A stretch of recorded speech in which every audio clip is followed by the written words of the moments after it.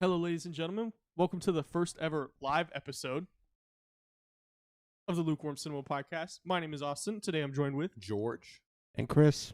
And dude, we did it. We did it, guys. We're live. from recording on a sofa. Chris, you were sitting in the exact same spot, right? There was a sofa here, and we were just like cluttered in corners on tray tables and textbooks, and we've upgraded from getting rid of the sofa. First things first, get rid of the sofa. Get rid of the microwave. Get rid of us being apart from each other on tray tables, right? Get a nice table. Do we got to upload that. Like, I think it's like one of the first TikToks I did was us. It was. With the little tray tables, and we had our own little... Christian, we recorded the first episode with your mic on top of a microwave. Yeah, it was pretty. It was a pretty dumb idea, but when you have undying fans, then you gotta make do, whatever it is. We're talking about the fans that were in the house at the time. It was the summertime when we had started that. There was lots of fans going on. Yeah, And we wanted to please them. Right. Because those were our first fans. Those weren't. A lot of them are already watching now, but you know. Now we've built those. We have. We haven't built you guys in particularly, but you guys have just wanted to come on this journey with us. You guys like hearing us talk about movies. You guys like hear us talking about our lives. So let's do it, fellas. Let's do it. We're amped up a little. Yeah. We are like, we got to talk about the nerves a little bit. Austin's been just mentioning like all these shows that he used to do and the similar effects. Yeah, it's very similar. You know, like we talked about this because we started so early today getting prepared. Like I think I got you around noon today. Yep. And early start. We were here at 3, and it's like the shows where you know you don't perform till 10 o'clock at night, but you're sitting there practicing and getting ready at like 2, and you're like, still got 8 hours to go before we even perform. This though, we get it like however long we want. Those you got like, it ain't get out, you done. And we're in the comfort of our own home. Like, I mean, I've never seen Chris more comfortable than when he kicks his legs up on my couch. Yeah. You're the definition. Wait, are you trying to say something? You're the definition of big chillin'. Like big chillin'. I had two nice cushions, and you know, I was surprised I didn't like start to fall asleep, because that happens sometimes. You get that cozy. Yeah. I can see it. I can see it. But Yeah. no, I need to take a picture of you next time you're laying there. That way you can meme yourself. You're like the definition of big chillin' or something. I don't know. It's just Whenever I'm stressed, I think, where was I when I was in that moment in time? There it is. I could take myself back. Yeah. And it's not the beaches of the Caribbean. It's George's living room. Yeah. So George, how all 3 of us have done a performance in some capacity, whether it be sports, theater, music, donkey show. I mean, not donkey show. Hey man, you gotta pay rent. You gotta do what you gotta do. George, how are you feeling though? Because you've always been like super quick. I mean, you were like, let's live stream it, and I was like, all right, let's do it. But I know you were telling me earlier. You said it hit you for a second, like the severity. Yes. So, you know, us not being on video camera until like the past month and a half, like you start to get it when you start recording yourselves, and then you start seeing the videos go up. Like, oh wow, it's not just the audio that's being broadcasted, but now you could see my mannerisms. You could see Chris going like this. You could see Austin in his Jamie ways, like hunched over the computer researching our movies, and that all like coming together, and then us finally going live. I teach for a living, so it's pretty much like what I do every day, except this time it's more freeform. So like I'm nervous in the sense that this is the first time we're doing this, and it makes me feel like a football game once again. But at the same time, I feel cool, calm, and collect because I'm in the crib with the boys. In the crib. You guys make me feel comfortable. In the Good. crib, sleeping with your brothers. You know. Yeah. Yes. I mean, Yeah. Yeah, Yes, that's we're what we're- doing that. We're doing yeah. that. So, Chris, does this compare anything to like those improv shows and stuff you used to do? I don't know. It's weird. Like, I don't think I'm really nervous to be live. It's just like you're coming here. You want to hear three dudes talking about a movie. We already have an understanding. You know what I mean? Mm-hmm. We're already like we've already like the contract's already been signed. This is like, you know, war is routine. Okay, they're gonna see us. You know, they no, I'm not nervous. I'm okay. There you go. Yeah. No, I'm that didn't okay. sound like you were nervous at all right there. That No. sounded like the most natural Chris sentence I've ever heard in my life. Yes. Yes, Daddy. Well, I guess maybe we get into how our weeks went. Yeah, of So course. if you wanna lead the charge on that. Okay, so this week, pretty productive in the sense that like I finally had a good academic week as a teacher, which then led me to have a movie day today because I was like, I worked hard for 4 days, so did my kids.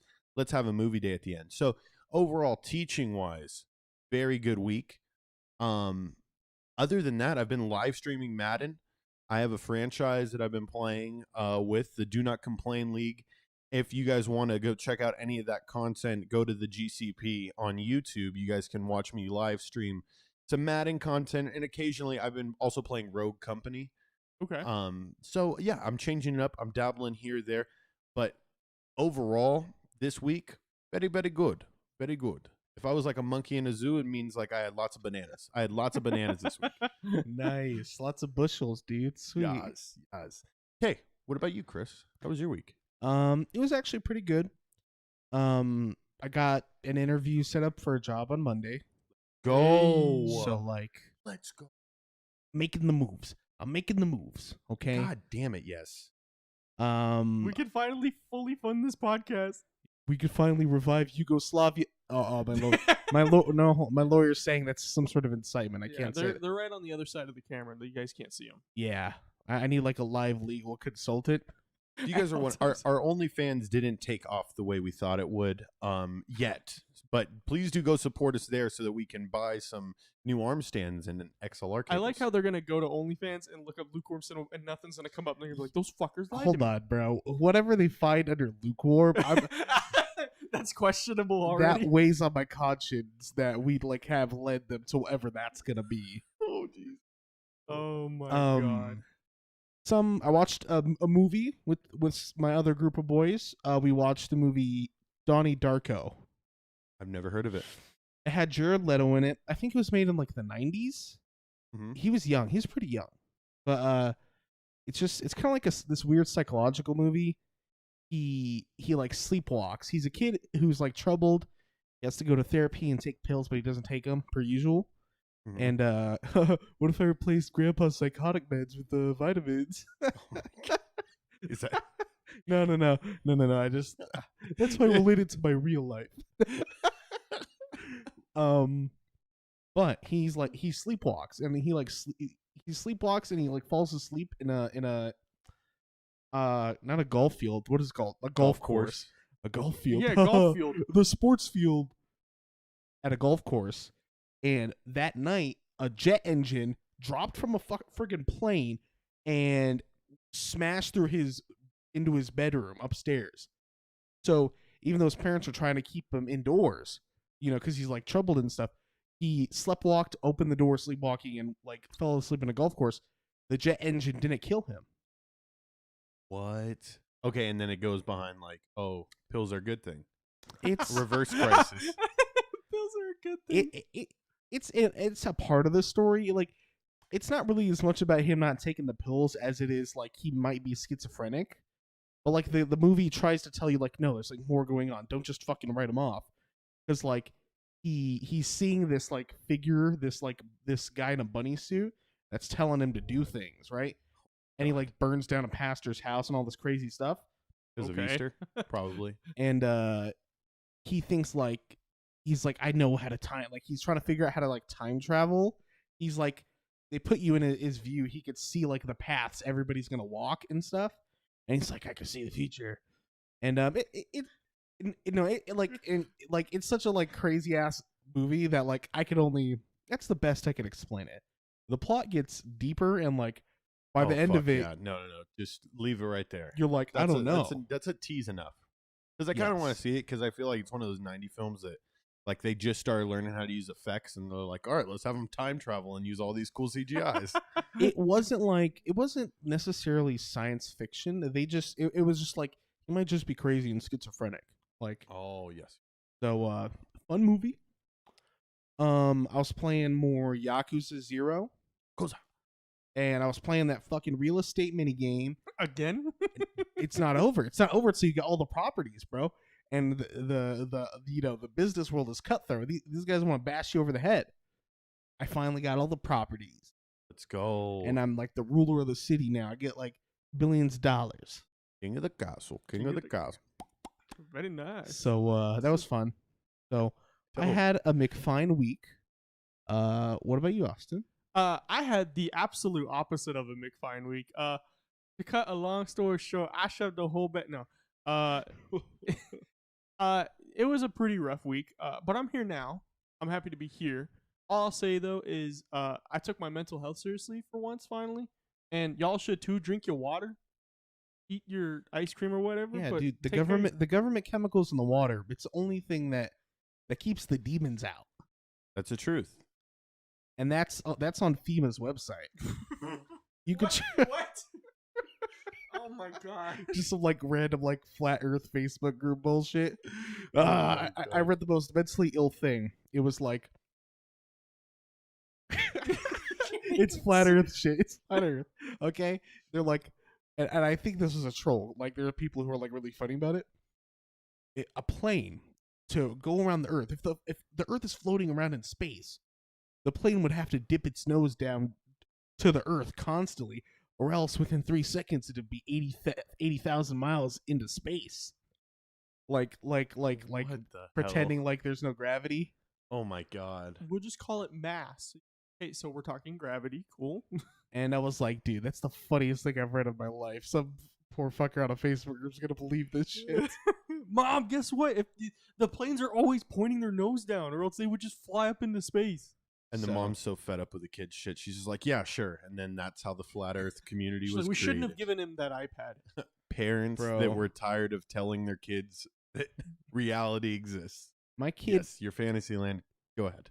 My kid learns on a Facebook group that the Earth is flat. I'm gonna go like conservative parent and like you can't use the internet. That's it. It's done. It's over. It's that or if he gets into like furries, it's over. No more. That or he gets into furries. Oh my god. But on about your week though, Austin? That was it. Just take your mental health seriously, folks. So yeah, I'm happy to be here with y'all. Austin, you've appeared happy as a clam ever since we've seen you. And I think it's just like that cool boy energy that we give off. You know what I mean? And I'm jumping from personality to personality. I mean, we've talked about it before though. There's a difference when it comes to like, you know, we see each other once a week. I mean, this week Austin, you came over yesterday to help us. It was like 2 days ago, 3 days 2 days ago. Yeah. To help us, like, you know, get an idea of how we're going to set this up. But, you know, like, we really look forward to this this time that we get to spend with each other once a week. It's almost like our version of church. Like a really... Except it's real. Oh, and we don't... Well, we invest our money into the church. We do, but, like, it... Willingly.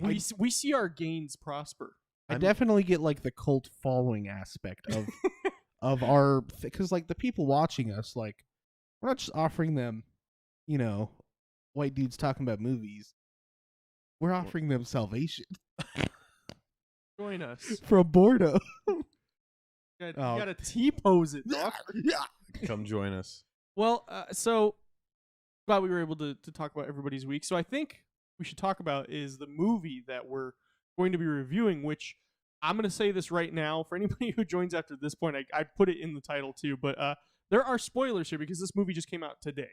Correct. And that's Coming to America, which is the sequel to Coming to America.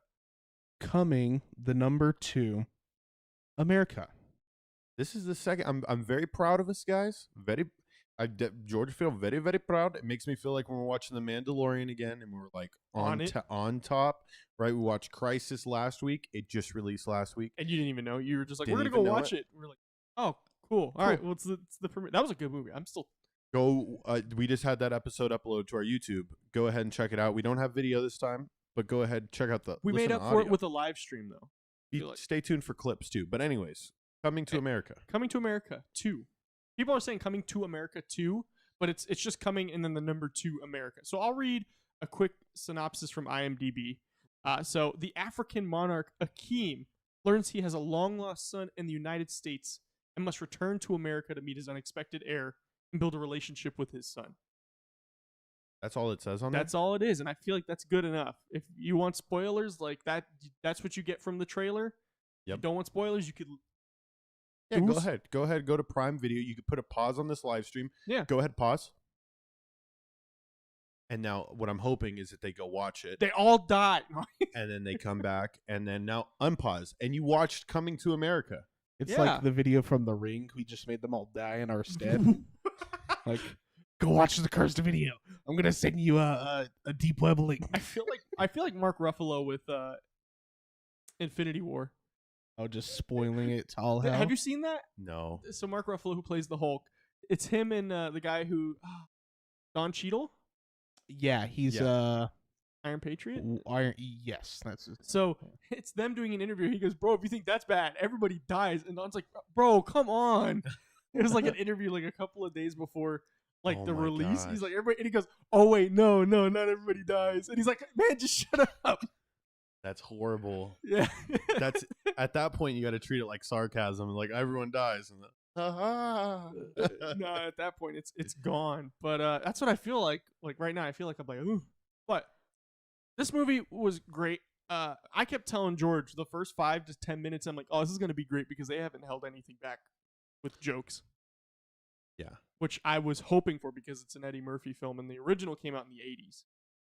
You know, I mean, it's the whole comedy thing, right? Like they really hit home at like what we've always been talking about. You can't be afraid to say things, lay it on the line, and they 100% did that in this film.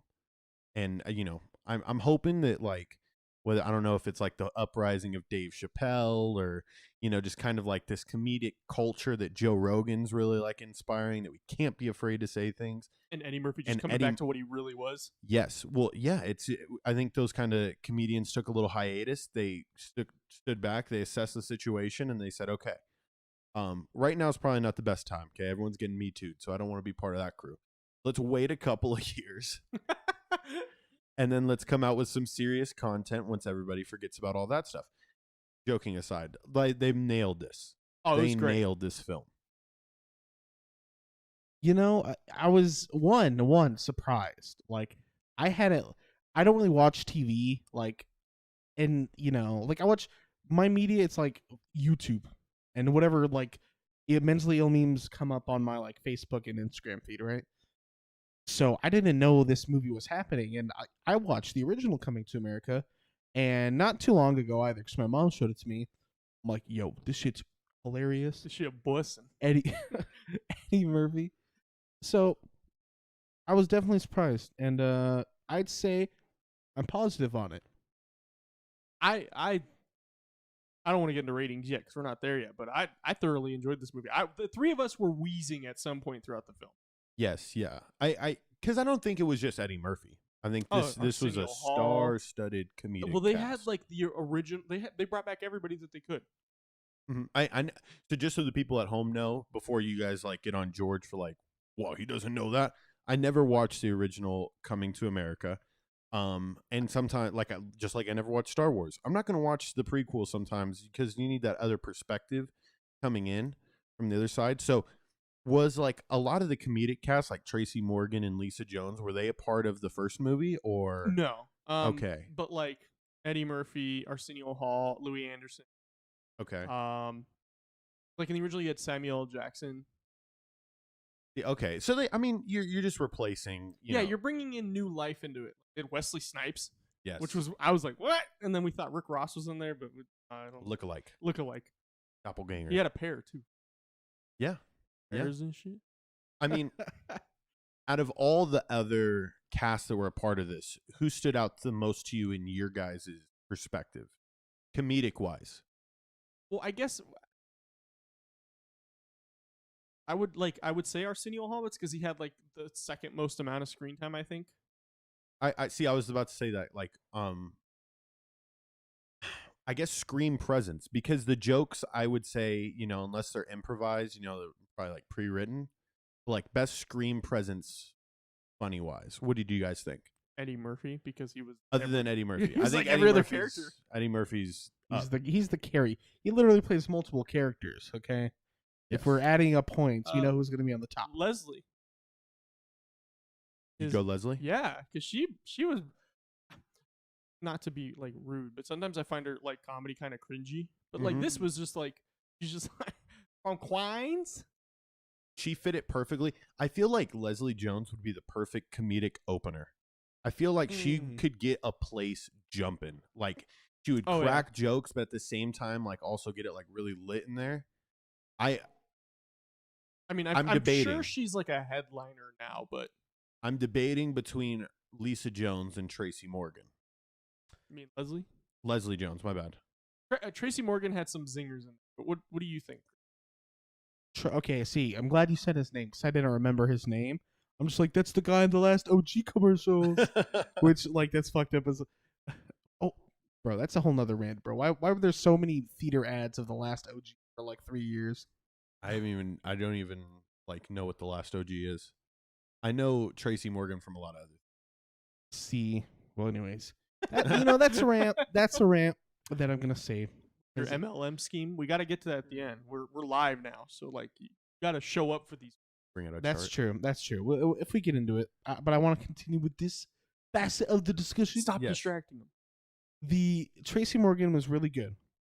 Either for the funniest of like not from the returning cast, either him or the Prince. I don't know his actor's name. Oh, I can tell you right now, Jamie.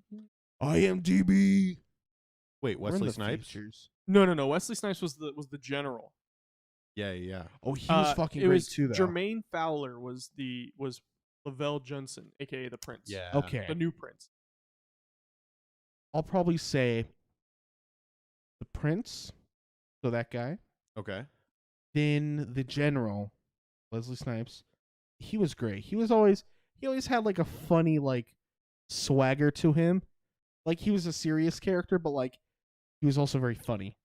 Mm-hmm. And then Tracy Morgan, he's funny because like he's like the like typical like, hey yo, what's poppin', be like, you know that type of guy.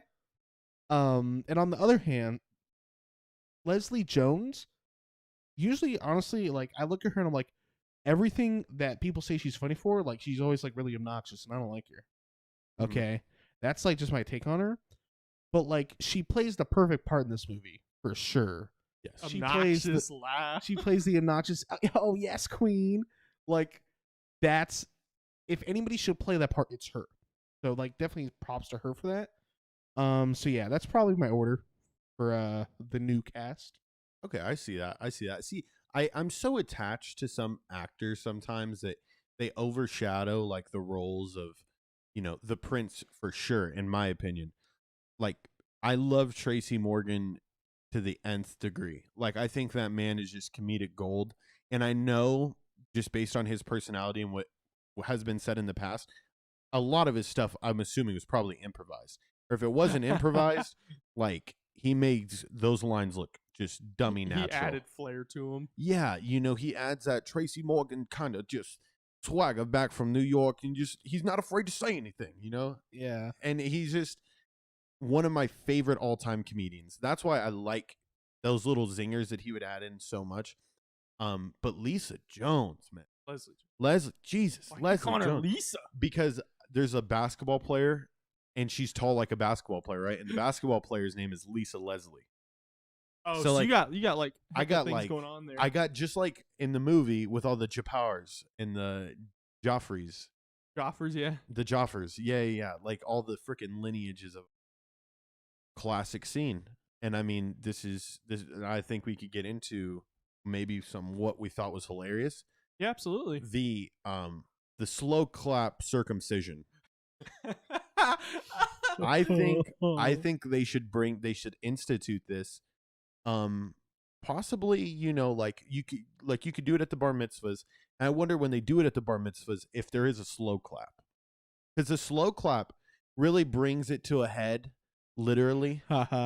And it gets the whole crowd jazzed around the boy getting the little schleem chopped off. But my favorite part is that he was already circumcised, and Leslie Jones says, "Just let him take a little off top. We like it here. We like it here." Dude, that was filthy when the assistant held the shaman. The shaman. That's the best thing to call it, because what was that, a man or a woman? I couldn't tell. It was an old human. Doesn't matter. Human that Eddie Murphy is either Eddie Murphy or Arsenio Hall. It might have been Arsenio Hall. But he takes out the damn these are all the foreskins of all your ancestors. This like nasty brown looking fucking weathered little thing. I'm like, that's hilarious because that's fucking disgusting. And he eats it. Oh yeah, he chops it, then he eats it, and he's like, he eats it off the knife. Yeah, off the knife, like it was like primal ass shit. But then you find out that they just like pranked his ass.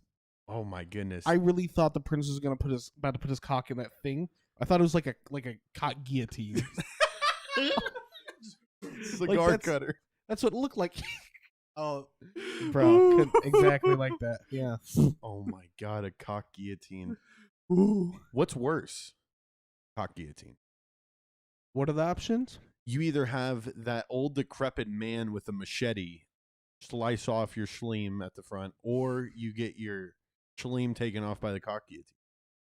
But the second one is fast. It's just I would have to choose the guillotine at that point. Because I don't know, that old man was very accurate with a machete. Like he really winds up like an old pirate, like from an old film, and just like from all the way behind him, like brings it over. He's waving it.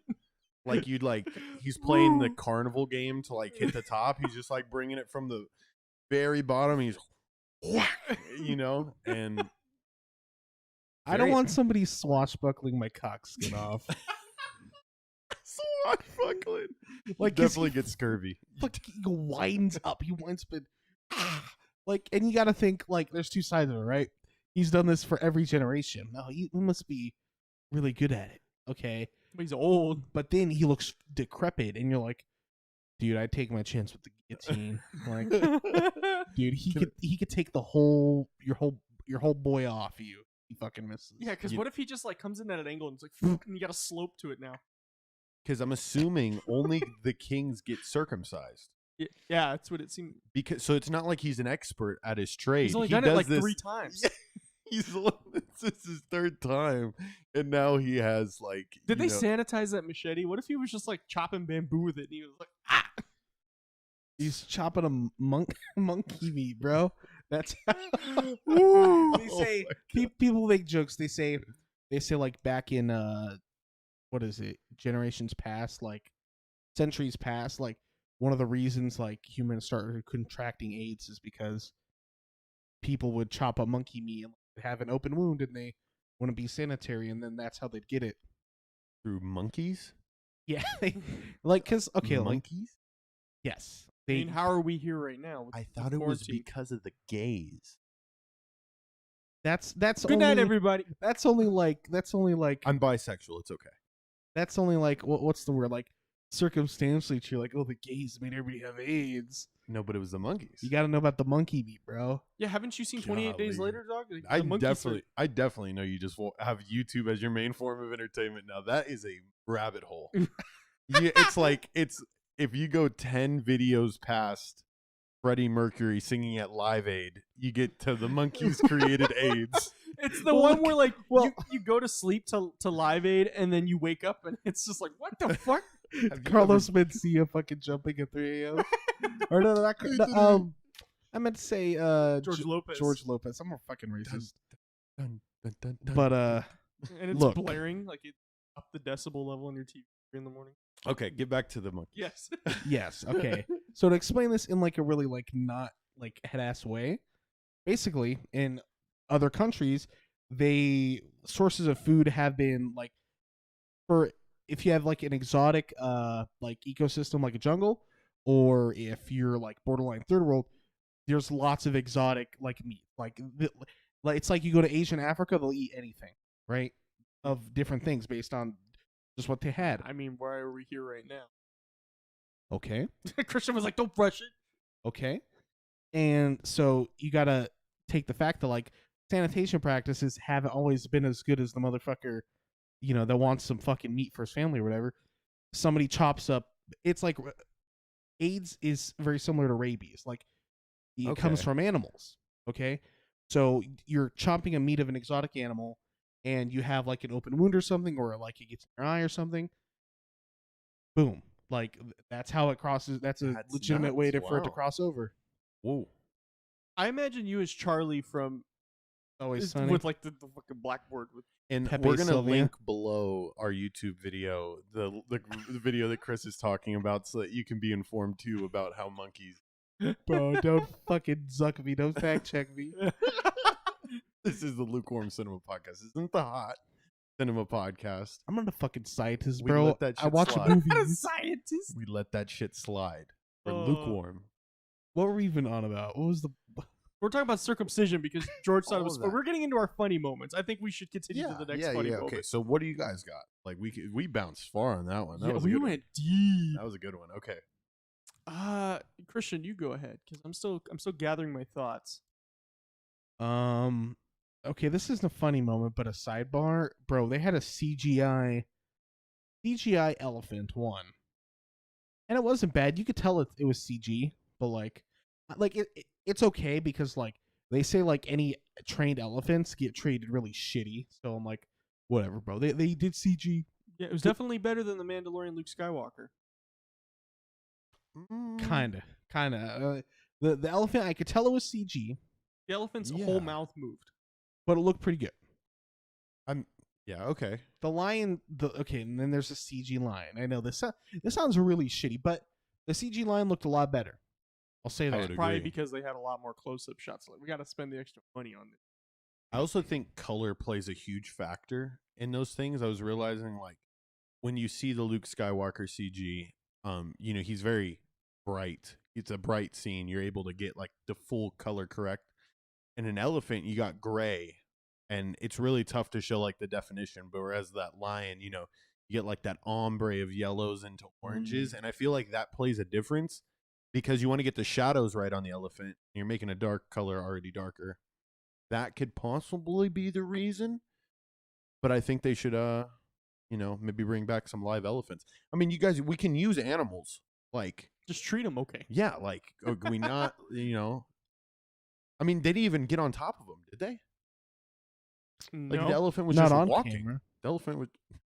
it's probably cheaper just It's to, Hollywood. it's probably cheaper to Yeah. just make one than to fly one out to your location. And Yeah, I know. Oh, well, 100%. Well, I wonder what the cost difference is. That would be like an interesting YouTube video. Why CGI is cheaper than flying in a zoo? because some chump like me will do it so I can buy Taco Bell. Bro, they just installed a real engine, bro. They made this like they just got a pre-made asset. Well, like I paid $4 on the Epic Library for this. yeah, no, they should almost corner the market though. They should realize, okay, it costs this much to fly out an elephant. You can inflate your price a lot more. You know what I mean? To what, as a designer? Yeah, it was like, Well, they do. Somebody, yeah, Designers are still not cheap. of course. So then that comes to the But question you also have to think logistically too, though. Like, do you really want to have to fly an elephant out to the station? for one shot. No. If it's cheaper, I feel it would look better. Yeah, but it's Eddie Murphy and it's a big budget movie. They ain't worried about that. They're like, what's easy? Yeah, and plus COVID times probably like played a Yeah. factor into it. I don't know. I just bring back live animals. Yeah, like They're all dead. We need to bring them back. I'm sorry. What was the name of the country? Zamunda. Zamunda. Tracy Morgan said So Wakanda. somebody was cutting up some elephant meat. It's God, Jesus. Zamunda. And boom, Zika virus. Like I don't Gave know. it to Eddie Murphy. Came to America. Boom. Bro, that's like some Borat shit. Yeah, it yeah. would Borat be. Wow, 2. we're tied together. Oh, I just got by your biggest. That's actually very like I didn't think about it at the time, but like Borat 1 and Coming to America, the first one, are both kind of like similar thematically because like it's about a foreign like somebody who's comes from like a really different culture in another country coming to America, and it's like hijinks, cultural differences. And it's the perfect because then like they can present that full display of comedy that we all so love, and we needed this today. Yeah, it was nice. Like we needed a break from these documentaries. Yeah, because we've been real heavy on the documentaries and dramas lately. They make you pay attention. Like they do. Today, I mean, our most popular video is the Bob Lazar episode. Yeah. So like people obviously like it, but I feel like 90% of our episodes are about comedies. Mm-hmm. Like we did like a whole like Adam Sandler like run for like 4 weeks. Like, and that's so funny because like I imagine some people are like, oh fuck yeah, Adam Sandler movies are fucking funny, bro. And then there's the other people who are like, bro, dude, Adam Sandler fucking sucks. I know both sides. So, which like I understand both sides. Like he's like a meme, but he's also a legend. But we've been down the Adam Sandler rabbit hole plenty times. Yeah. Look at like any of our other videos, you'll find it. but it's like, would you rather listen to us bicker and complain about like what a movie could have been, like if it was an action film or like, you know, something that you can really like pinpoint a lot of or like, you know, errors or conspiracies possibly? Or would you rather just listen to like three boys just BS about some like hilarious content? Like, yeah, there's no way. It's like an right? escape for people. We watch an action film and then we talk about monkeys giving us AIDS. Like, there's no way that comes around if we are, unless it's like vital to the plot, like a horror film. But also, though, I feel like a lot of shows, a lot of shows don't have a Christian though. Yeah, maybe in religion, but we got the real deal. We got like you said, the wild card. I love it though. Honestly, it's the monkey thing is very similar to South Park making fun of the virus. They're like, "Oh, somebody fucked a pangolin," and like, what? That's Christian. You scare me. Whenever we hit record, I don't know where you're gonna go, and it scares me. I know people who have been listening, like, probably get the same idea. That's probably why they listen. They're probably like, "Where's Christian going today?" It's like you pass somebody the football and you think they're just gonna go to the end zone, right? And they start like fucking breakdancing and then they get tackled at the 1 yard line. You're like, "Wow, that was way different than I thought it was gonna be." Start zigzagging. You've definitely laid a base for a nice little montage to be made of like, oh yeah, Chris's hijinks. This is gonna be like the Joey Diaz crazy stories. It's gonna be Christian's crazy conspiracies. So here's how this relates to you know, the Colombian drug running game, okay? And Donnie Darko, you see, like whatever it is, the Bunny Man stands for you know the drug runners, and I feel like we could like literally give Christian like 2 points, like completely opposite, and he'll find a way to link them together, but like in the most like absurd. Yeah, that's like a journalist job. Here's the thing. Okay. Wait. It's a job of a journalist? That's like a journalist, like a media thing. Like, take two unrelated things and get people to react. Good luck. I would like for people to send in like phrases to like our DMs or even like in the chat right now if you're watching. Yeah, I mean, like chat's going. So. Send some phrases that we can possibly have Chris just toss into random episodes throughout like the next couple of weeks, like just to go really obscure, and then Chris actually has to have it make sense. It's to relate it to whatever we're talking about. So like we have to figure out what the phrase is. Well, I got one already. Our boy Steven, you know, the head of the BS Podcast Network, which if you haven't checked out BS Podcast Network yet, check it out. Talk about it every episode. But he said, link these: Irish potato famine and the Marvel Cinematic Universe. Oh my gosh, that's so easy. That's so fucking easy. That's so easy. Because I wrote a story about a potato famine once in fucking high school. All right, let's go. Basically, like the story was, it had to be a gothic story. So I said, okay, it's in Ireland. Ireland? It's in Ireland. It is Ireland, not Ireland. But anyways, cut that bullshit. I made a story about it. there's a famine. So basically, that's like the hunt. That's the perfect breeding grounds for a tragic backstory. Everybody was starving. I had to fight the war to support. Which actually, oh shit, that happened too. That was real life. No, Yeah, it okay, was it's real very life. interesting. Kids were starving and hungry in Ireland, so they'd say they're older than they were so that they could fight for the military in America. That's what happened with General Custard. I thought you were about to say General Grievous. Kenobi. Kenobi, hello. But it's actually really tragic because they needed to send money back to the home country, Ireland, and these kids were like 16 or below, and they said, "Yeah, we're old enough to fight."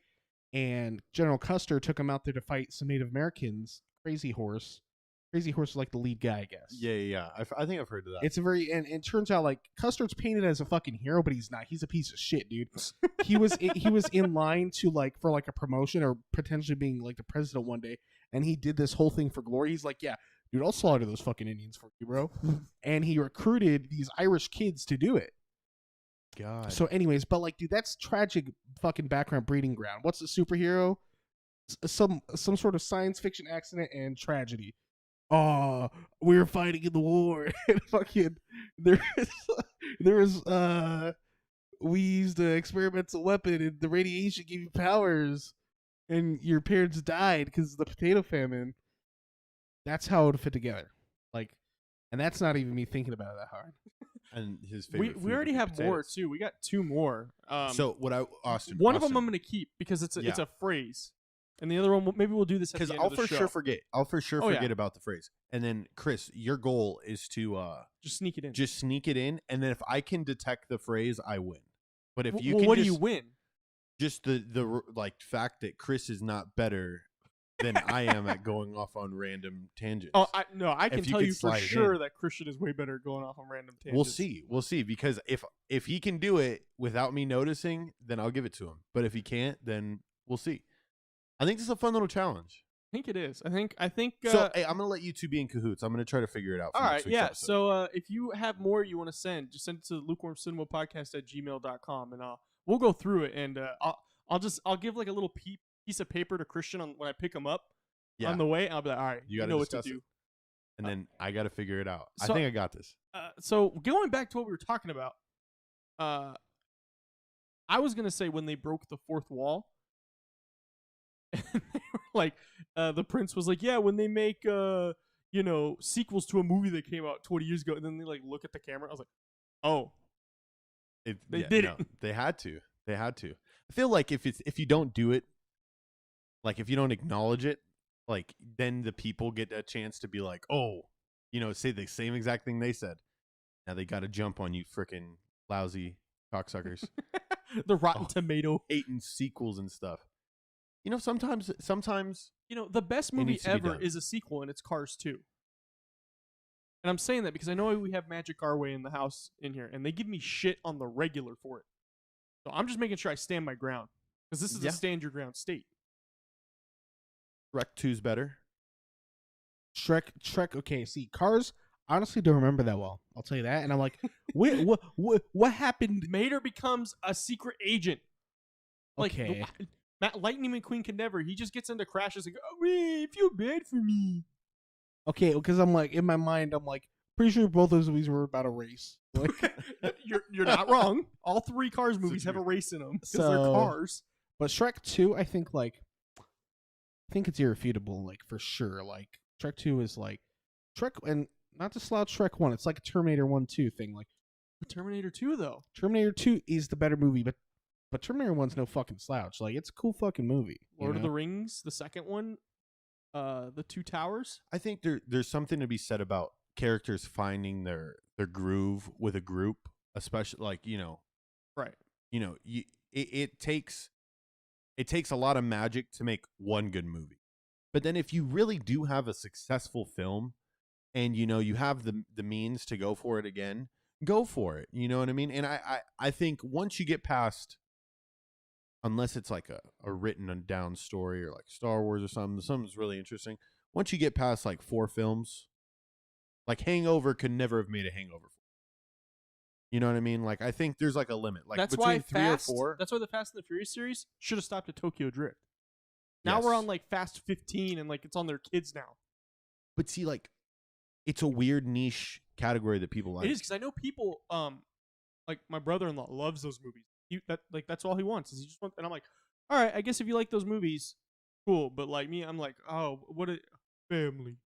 There was a TikTok I saw where they like just threw 3 random prompts and they were like, yo, I think we got the next Fast movie. It was just like family, money, and cars. Honestly, not that difference from the cars like thing. Like we just need to think of all these crazy reasons why there's a race. You know, like all these. How could we get a Bugatti covered in vibranium in here? We gotta do a crossover with the Yes. No, Which we is funny don't. We don't because need that. Yes. that Furious spinoff was like a superhero movie. Oh yeah, Hobbs and Shaw Yeah. with The Rock and Idris Elba. And it was like, oh, you have like your like superhero character, or like he was more of a supervillain, but like he had like powers. Well, that's just Idris Elba being Idris Elba. That's him in real life. Something that popped up, right? And I think we got to address it. During the beginning part of the film, there's an interview with the prince and this one guy, whose like dad was like a CEO of this company, Duke and Duke or whatever. Calvin. So like he brings up, the prince brings up that He's not the prince yet. he isn't the prince yet. He's just Lavelle. He's just Lavelle. Lavelle brings up, that he has a picture of Calvin in blackface. No, he goes, I hope they don't bring up a picture of blackface. Yes. And then Calvin tries to explain, well, it's just Will Smith's Aladdin.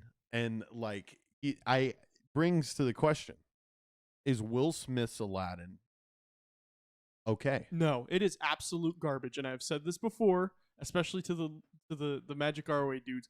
I said Kenny Ortega wants his goddamn High School Musical back because that's all it was. Kenny Ortega. He's the one who choreographed. He's the one who worked with Michael Jackson. All that. It's his movie. Oh my god. I personally think they should have just left it alone. Let the legacy of Robin Williams be.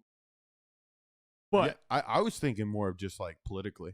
But yeah, no. We can dive into that. So there's 2 sides to it. First, there's the is it quality? Is it quality? Is it Kino? Is it Kino cinematography? I've never like sat down and like decidedly watched one of the Disney remakes, the live actions. I saw some of like the Beauty and the Beast one on TV, and I'm like, oh, that's pretty good. Like, whatever. But like, I feel like the quality definitely varies. So I'm like, whatever, dude. Will Smith's the fucking genius. I guess I just don't care. Like, There it is. His laugh when he's. I don't know. Sorry. Oh. Who's that guy? He's in all the Oh memes. yeah. Oh, he's some dude, but he just. But he'll be like and just like straight face right after. And then there's politically. Yeah. I mean, we could dip our toe into it. I would say Calvin is not a person that can go in blackface. Oh no. Calvin, you do not have the card to do. But thanks for bringing it up in the movie. Like, I mean, I think that was hilarious. And then he was talking about classic point. Well, he's like, and your dad had to sneak you into a high level rehab for your cocaine. He was like, what was it? Oxycodone? It was Oxy, and was my mom took Oxy. me. And my mom took me. That scene was very funny. Because like right in the beginning of the movie, you know, like the movie isn't for the sake of any politics, but like it's also not pulling any punches, right? Right. Mm. So you get like the left and the right, you know what I mean? Oh yeah. And that was definitely Back a and funny forth. ass scene. Like, you know, he's like being condescending because like he's the manager and he's like, you know, interviewing a black guy. He's being all condescending and like, oh, no, maybe your father wasn't around. Like, just like the worst shit. Or was your mom on drugs? Shit like that. Oh my god. And then he pulls the like, bro, I bet you did blackface joke. That was funny. That was like the funniest joke of that scene. Yeah. That was. Does the first Coming to America have a lot of musical scenes? No. Mm, Just the band, the chocolate. and they have like a little something in the beginning with like when the bride to be is introduced, but yeah, they didn't really have. I wasn't the biggest fan of the musical scenes. I kind of already forgot him, so Yeah, like to me personally, they were flowing so well at a point. oh The yeah, and punches were rolling. Like they really did a great job of action packing the first 20 minutes. Like, all right, we got to have people laughing their goddamn oh yeah, asses and off. it was like, and they held no punches either. They were going straight for like the gut right off the bat. And then you get like this drumming scene, which leads into like this singing scene, and they lost me. Yeah. Oh, because they were like trying to be like, West Side Story, but High School Musical. The funeral was cool. that was funny. It was funny. It was funny. It was cool. tastefully done. That I was okay with. But the second like musical scene where it's like they're introducing the princess. Yeah, it felt a little long-winded. They Yeah. could have just done like a brief like.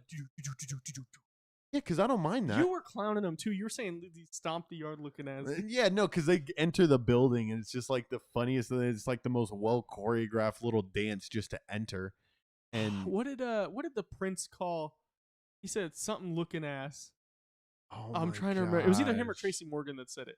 Yeah, he did. I wouldn't remember. I should have wrote it down. I thought you were going to because you were like, look. By the way, for Yeah, people who are new, George likes to write his notes longhand. We don't judge him for it. Yeah, my goal for this episode, if I'm being so 100% honest, whenever we do these recaps, I always I feel like I just bring up these like specific points, but today I wanted to go a little deeper. Like I wanted to be like, why did I like what I watched? Okay. And then like critically analyze some funny parts. Like It making me laugh. like one thing that got me was like the kings and how kings are like tied together with like just one woman. You know what I mean? Like he has his wife and there's really no like expanding, and kings can get whatever they want. Remember like Eddie Murphy had that chick barking like in the first film and they showed that. Yeah, well, and that was the joke, is because she was, and they showed it with the prince too. Yeah. They just did whatever you like. So like what I was trying to get to is like, why don't kings be like, hey, we should kind of be like polygamous, and like we can kind of just have many wives. Eddie Murphy was going to change the laws, and now that he has Leslie Jones in there, now he gets to like maybe he wants two queens. He can get that are both from Queens. Pegged by Leslie Jones. He could be the lucky Pierre in between Leslie Jones and his queen. I don't know what her name is. Yeah. Yeah, and same with the new prince right now. Same We with the should new write. prince. We should tweet the director. Okay. Like this could be a spinoff. Queen Lisa. Or if we have any porn directors listening, we're writing a script for you right here. Like kings get whatever they want. You get a multiple scenes. You get a pegging scene. You can. Yeah, I think I definitely agree that there's this want for, cinematography to go to a more pornographic place. Yeah. It's like you want porn, but the parts around it, you don't want to be like light-handed. You want it to be like Hollywood grade, like plot. Well crafted, Mm-hmm. And I noticed there's no lifeguard on duty. The bathtub. Mwah, best scene. oh my goodness. They won an Oscar for that. Honestly though, if you guys were kings, would you like have like a polygamy? Like, I mean, if you could get any chick you wanted, like you're like the king of a castle. King of the castle. King of the castle. You get as many women as you want. No. I would. Yeah. No. That's an exact awkward fucking face. That's the funniest thing when Eddie Murphy makes the awkward like smile face like that.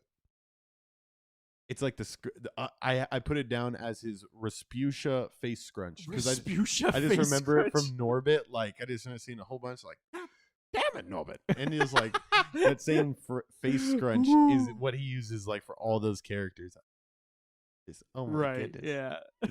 Oh my goodness. To answer your He question, did that as a now, lot as a Dr. Doolittle. I feel like that's like a common That's his. thing. That's This is- his staple.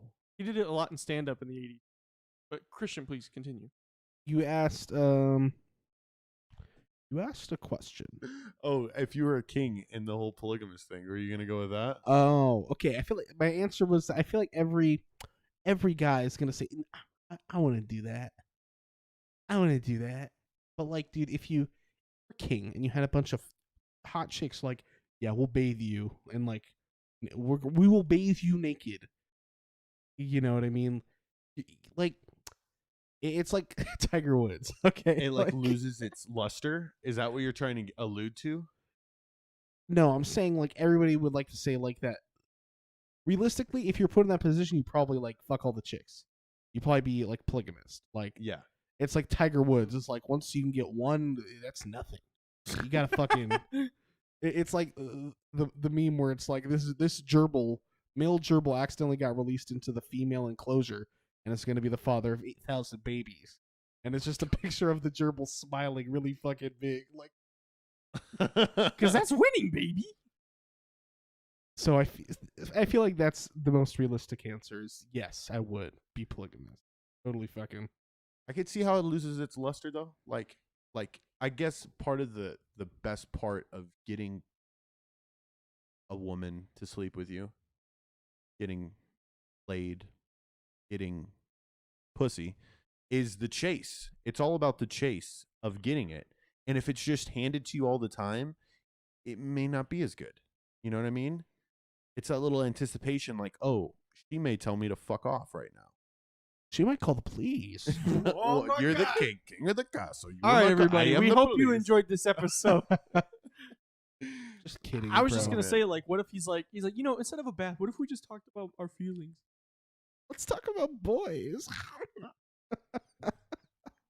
Can you imagine? That's another. If I'm telling you, OnlyFans directors are gonna just have a heyday if they find a cast to crew like to go with it. Yeah, just hire us as we'll be like we'll write your script. We'll write your script. I'll even offer video services and editing. Chris, what if we honestly started just writing scripts to pornos, and then this could be our own like side business? Well, I feel like there's it's like 3 people. Yeah, I mean, I can write one. They're probably written on a Post-it note, and like the chick's like, it's like a. It could be a one word too, like hello, or not even that. It could she's just, answering the phone, and that leads to sex somehow. or she could just say something like avocado, and the dude's like, yes, like, and you get the dude from American Idol that's saying Fireball. He's avocados from Mexico, and then starts pounding it. But like halfway through, I want him to be like, I'm going to Hollywood. That would be the perfect tie-in, man. Honestly. Catch American Idol Sunday night. American Idol, it's getting a little bit better. No, it's not. Don't lie. It's getting a little bit better by getting worse, I would say. Oh, it's getting more entertaining. Entertaining. Yeah. You have to hit rock bottom, and then you can only go up. But American Idol was at rock bottom, and we wanted it to stay there. And they're like, "What if we be happy?" And we're like, "No. Bring it back I guarantee you, middle-aged chicks fucking love it. Oh, yeah, they do. guarantee, bro. Oh yes, They're reeling in the damn cash. Okay. well, and like the generation our age, like, oh my god, this. So let me tell you, they hit it perfectly Positive on the judges. media. You get the Midwest rednecks who like listening to Luke Bryant. They kind of You find get him. the old heads. They see him as like pop though. You get like Yeah, the I real know, country I know, fans. I know, Are like, yeah. But then you get Lionel Richie in there for like so the like old people heads, like my mom. right? Like everyone's like, "Oh my gosh, I want to see Lionel again." You know, Katy like- Perry for people our age. and then and just for anybody with Something to look at. 2 human eyes. Anybody with the power of 2 human eyes. Oh, who would was love the Katy guy? Perry. He was on American Idol and he's saying like "She Bang," like he's an Asian guy and he sang it really shittily, but like he made like a whole album off of it. I feel like he would be like the winner. They'd be like, "This is great. He's standing up for what he believes in. This is great." By the looks of it, they're letting anybody. I could have advanced this year. I could have put on a performance to advance. I think Chris could have definitely done it. And if you played freaking Louis Armstrong. I see trails of green. No, Chris would not sing that though. Chris would come in and sing "Fortunate Son," Oh Yes. Probably, definitely CCR. but he would come in like camo and stuff. Probably set Lionel Richie off or something. and it'd be like a. Luke Bryan would be all over you. He's a troop. I love him. He is he's next This level. is what makes our country great. This is just what America's I bet about. you don't wear Go a mask ahead, either, man. huh, little man? You don't wear no mask? Yeah, that's a patriot. You'd say like, "Today I'm going to sing Rogue Company." He'd be like, "Hell yeah, you are." He'd salute you. William Hung. Thank you, Kevin. Kevin just told me William Hung was the guy who sang. He was like shabang, shabang. Like it was real bad, but it was great because it was bad. I think he. Oh my! I'm gonna have to look this up, but I think he might have like made it past the first round because Randy was like, "Hey yo, dog, that's tight," and Paula's like, "He's wonderful." See, that's the thing. Like Paula was what all three of the judges are now, but like just one judge, and then Randy was like, "All right, dog, you vibing," and then Simon was like, "I shit better than you." Yeah. You need that. You need that balance of three. Because you just get all three people that are like, "I love it." It's great, bro. I remember. I think it was on the PS2. There was American Idol game. Oh, fucking the microphone. We're gonna use those microphones, dude. Oh, I'll tell you more about that because that's something funny I found out. But in that time, there was like a diarrhea of like microphone rhythm games because Rock Band did it, and they were like, "Fuck, SingStar, American Idol, a Barbie single." I had a Disney whatever Princess it one is. from my sister that she had for. I think we still have it. We'll have to go look. But Boogie. That one was like microphone, and there was like a dancing mini game. It had this like weird fucking orange character on the case. But anyhow, my point was there was an American Idol game, and if you fucking did bad, like you couldn't like fail like in Rock Band. You do the whole song, and you either did shit or you did good. And if you did bad, Simon Cowell would fucking roast you. that's a great. That's awesome. That's amazing. Yeah, it's pretty cool. You fucking donkey. No, that's Gordon. That's Gordon. I've been watching him on Hell's Kitchen too. Gordon's great though because he just fucking. And then, have you seen like Junior, or Master Chef Junior? Yes. Like we've watched that one before, and he's like, "It's okay. So soft. It's okay." Yeah, no, bro. Like he's one of those rare people that you can like. He could be the most angry. He could be cursing. He could do every politically incorrect thing, but because of his passion and his skill, nobody gives a fuck. Oh. Because they can just see that it resonates. Have you seen him on TikTok? Yes. He just roasts the fuck out. Yes. But people will send him shit like they'll pour Skittles in as like their oil and then bake steak, and he's like, "What the fuck are you doing?" Yeah, and people love that. Okay, so Gordon fucking Ramsay, right? One, I used to work at a Walmart, and apparently Gordon Ramsay did some sort of fucking like appearance there at that Walmart. At that Walmart. The one by McCarran. Yeah, well, that makes sense. It's right by the airport, so we can get in, get out. Get the fuck out of the hellhole. But anyways, and that's not really the important thing. He did this video where like he shows how to make a grilled cheese sandwich, and he fucking cooks it to where the cheese isn't melted. It is not melted Is in it the the one he fucking does like in a brick oven? Yeah, he does it in a brick oven. Pay Money Wubby showed that, and he was like, "Oh, this is gonna be good." And at the end, he's like, "What the fuck is this?" And it pissed me off. How do you not melt the cheese? He made like an $85 grilled cheese, and it wasn't even a grilled cheese. See, that's like the only time I've ever heard of him doing something bad. Oh well, there's apparently It surprised me. he did like I want to say it was like either it was like some like either like Thai food or something, and like the chef was like, "This is fucking dog shit," and he was like, Well, like I think you can't be a master of everything when it comes to No. cooking. Like and you're gonna have your bad days. You're gonna have your bad ingredients, and that ties into coming to America because Gordon Ramsay actually came to America with a dream. "Oh, but he did it in And- England, I think. I think he was already." Yeah. And he just came over to expand, and he wanted to bring the message that people that have nose rings, those septum rings, and they're connected to their earrings, like that's the newest fad, and I think it's hot as hell. Did you guys notice that in the movie? I Coming didn't to notice America? it, but I was like, I was very taken back by it. At first, I thought like Fault in My Stars, like where she's like wearing like the oxygen mask. I was like, what the hell is going in that chick's nose? But it's like golden, so it's like a royal oxygen mask. But no, it's just an "It's earring just jewelry." connected to like the nose ring. I thought it was awesome. That's a real thing. Like I think in Yeah, India they do that. I found it like attractive for some reason. I don't know. Yeah, like some of those chicks were good looking. Okay. There was a lot of good-looking women. And I remember the one where it's like a nose piercing, and then like they got like a chain off it, Yeah. which pretty cool. I don't know. It's different. I like. There's like a bunch of movies that kind of do it to where like they play up the like African royalty aspect of it. So like they have the clothes and the fashion, and this one was one of the better ones, I'd say. Mm-hmm. What was the Adam Sandler movie where like they went on like an African vacation? Blended.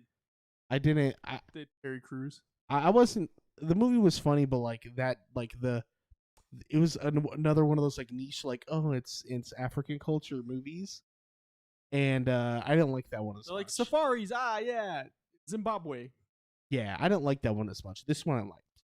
Because I think even too, like I found it very appealing that they get to show like the real royal side of like African like kings and rulers, because like Africa was the richest part of the world like early on, like there was a lot of like kings and rulers there that would actually have bricks of gold, just like how just like how Eddie Murphy was with Arsenio Hall, and they come over to America and freaking $2 million in a briefcase with gold bricks. Like They drop it in the queen's apartment. It ties together like really well.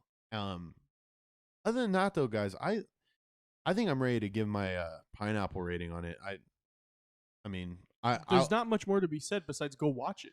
Yeah, I mean, Amazon Prime. This is one thing that I'm really digging.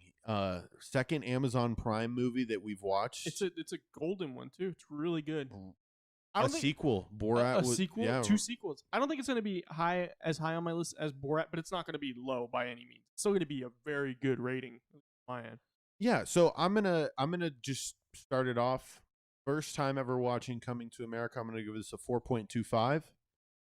Possibly if I would have had that tie-in from the first movie, I might rank this a little bit higher. But overall, it got I didn't imagine it being this funny, right? Oh yeah, no, it's good. Like seriously, because I didn't even read anything relating to Coming to America. I gave you a Spark Notes introduction to the first one. But like when you said it, nothing in my head clicked as like this is going to be like a hilarious film. And I mean, within the first 3 minutes, like I had a small smile, and then my grin just slowly started to grow, and I was like, I'm in comedic like limbo right now. Like I can just be chilling here. I can come up here. I like when we take the documentary notes, I have to I'm like 2 pages deep. I have a lot of points and like taking notes in science class. For real, like what is all this shit? In this movie, I just I sunk into my couch and I was like, exactly what I needed. 4.25. All right, Chris, what do you say? Oh, just remembered something totally unrelated. 15. We were talking about the microphone games, and you said, "Oh, we should use the Rock Band mics." No. The shitty PlayStation 2 generic one. Back then, they were pretty much all the same. They were like very like. It's like, bro, how cheaply can we include a fucking microphone with a game? Most of them, you can't hear them in the game, and the reason why is because if you put it into Audacity or something. One time I tried to put it into my PS4 to chat with people, and it sounded like just because like, oh haha, it's gonna probably sound really fucking weird. It's only meant to pick up tone, not like a high quality recording. You literally sound like 8 times shittier than like a 1920s like radio broadcast. Oh my god! I just imagine. No way. Have you seen that video of the little kid with the Android? It sounds like all pixelated and shit. No, I just imagine. I've seen my own mom's videos of like freaking Android. This is like 2000. Imagine 2007's Android sending a video to a iPhone, but like how that would come out. Does she still have the same phone? No. Oh, okay. I was like, come on, man. We did have the rotary phone at one point in time in my house. That's cool. We still have a house phone. My dad still has a home phone. And all we get are old just spam people love calls. having landlines. And we just get spam calls to it. So it's like, what's the point? I worked doing surveys for a hot minute, and old people are the only people on landlines. If you're doing landlines, you're going to be talking to old people. Anyways, onwards. Onward and forward. Austin? Well, hold on. Oh, we yeah. gotta get Chris, we went on. I took us on a fucking tangent. Chris was getting us the deets about the PlayStation 2 microphones. Yes, I didn't want to leave that out. That's crucial to my review. This movie was really good. We didn't really get into it, but I liked the story a lot. First, I was disappointed because I felt the story wasn't as much about Eddie Murphy's character as much as it was his son's. And I'm like, oh, I don't know how I feel about it. But then I started really liking it. And I'm like, oh, this is a pretty sweet story, actually. So just really good, like on, I guess, like a dramatic level. Comedically, first I thought it was too like normie. Like Eddie Murphy's kind of like did all this like edgy, funny shit, like his like stand up, like Delirious and the original Coming to America. And he's one of those actors that kind of started going off into like a more like family movie role in some of his stuff, like Dr. Dolittle and stuff. So I think we kind of like see like a really good like a marriage of those two types of comedy that he did in the movie. It's still raunchy, it still doesn't pull the punches, just like Coming to America, but it has a more modern like feel good type movie vibe. And it's pretty good. I didn't care for the singing bits either. It's one of those like mishmash genre movies, but I was never like, oh, this like ruins the movie. It was just like, okay, whatever. Yeah, it was a good little intermission. And yeah, that is bro. true. You did leave, and I was like, I don't think he's missing much. Bro, one time, me and my buddy Jim went and saw. It was like a political documentary, and they were showing it at theaters. So we're like, bro, why not? Like, seems interesting. And they had these like choir singing parts, like to be patriotic. And there was two breaks, and they were both like 5 minutes. And the first one were like, oh, like the singing is really good, but like this is not what we came here for. And then the second one, that's when we took the bathroom break. It's The second song. But what else was epic sauce about this movie? I was saying I like the music was like whatever, don't care. The cast was all really good. Something else to bring up is that like this fits into like the black comedy type genre, and like those movies like always have like a like special thing about them, kind of like. And you may say like, I know it's like reductive to say, oh, it's one of those black movies, but like this, I think it uses the cast and like the culture and like a way that made this a much more like funny and like positive movie. So yes, like I'm always like, that's always cool when it happens. Like this movie, and fuck, which one of them from Key and Peele was making horror movies? Oh, that was I'm such a shithead because I didn't watch was it. Peele. Jordan Peele. Peele, he's like doing the thing, like it's kind of like like, oh, you have like all the like white movies, I guess, and then like I think you know what I mean. There's some that go into like more romance or like extreme family and like drama-esque. Those are the kind of films that like, I mean, that's just not what I was like grown up around. Like I can't relate to a lot of I didn't start watching the the Tyler Perry movies, so watching them.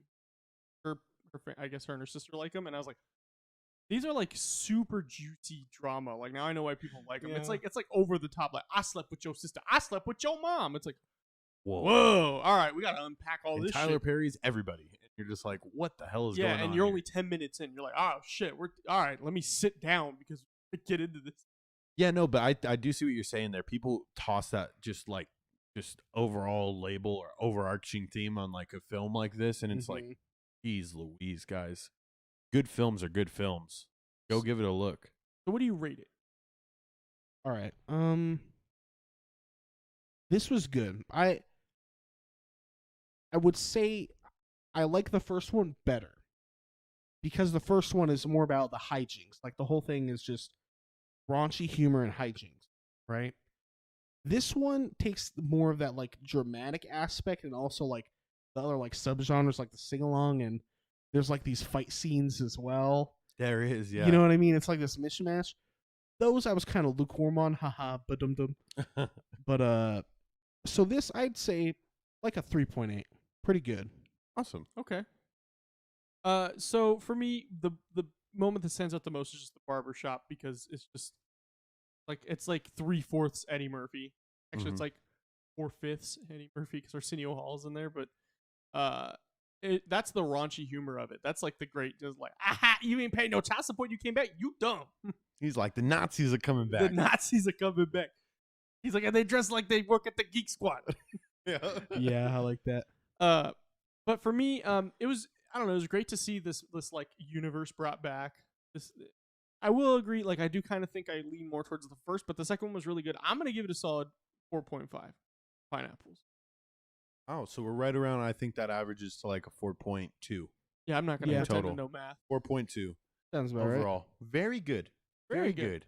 And now I can go like take my post-show poo now, yeah? Well, almost, yeah. So, Drop the fucking log, brother. drop the log. Well, with that being said, everybody, first of all, we want to thank everybody who's joined us tonight Yes. for our first ever live stream. This is going to be how we do every episode. They're still going to be on iTunes, Spotify, all that, and we're still going to keep the videos up. You know, George is working hard on some stuff for y'all. Y'all haven't seen yet. Yeah, no, we're trying to get you guys just some more content so that if you're not able to catch the full episode, like, I mean, I understand, like an hour is a long time. Yeah, we're at almost an hour and a half right now. I'm looking at getting you guys 5 to 10 minute, sections or, that you guys may enjoy, that'll please your ear canals and, just tickle that eardrum just in the proper way that you like it. So stay tuned for that. It'll be posted on YouTube. Right where you find this. Possibly some like IGTV stuff too. Yeah, I mean, I we figure could we do can that. just take it. TikTok. Yeah, I mean, guys, the production value is just buy stock in Lukewarm Cinema because We're going to the moon. we had a microwave as the thing that we're holding our microphones Now on look at at first. us. Now look at us. We got a full camera setup, which the right. camera setup's going to get better. We've pioneered a divergent market. And very soon, when, the normal fiats drop out and, inflation takes over, pineapples are not just going to be the rating system of movies. It's going to be what backs all of our currency. Yeah, And why not? What company do you think is bringing that to fruition? The LCP. You mean Fruitition? Fruitition. I love strawberries. Got to do it, man. Got to do it. Well, I feel like we should probably wrap this up. But Thank you. anyways, you guys know where to Yes. find us. Instagram, Facebook, Twitter, TikTok, YouTube, Lukewarm Cinema Podcast. If you want to get in touch with us, give us those quotes and phrases you want Christian to sneak into episodes. Yes. It'll I'm be a stoked for game this. too. I'm stoked for this. This Make, will be make tight. it as abstract and like as difficult to weave into a real conversation as I'm possible. stoked. Thank God you remember that. Okay. But I'm if gonna you make want a to note of that. send those to us, lukewarmcinemapodcast@gmail.com. And for the first time live, guys, until next week, Jinqui. Jinqui. Jinqui.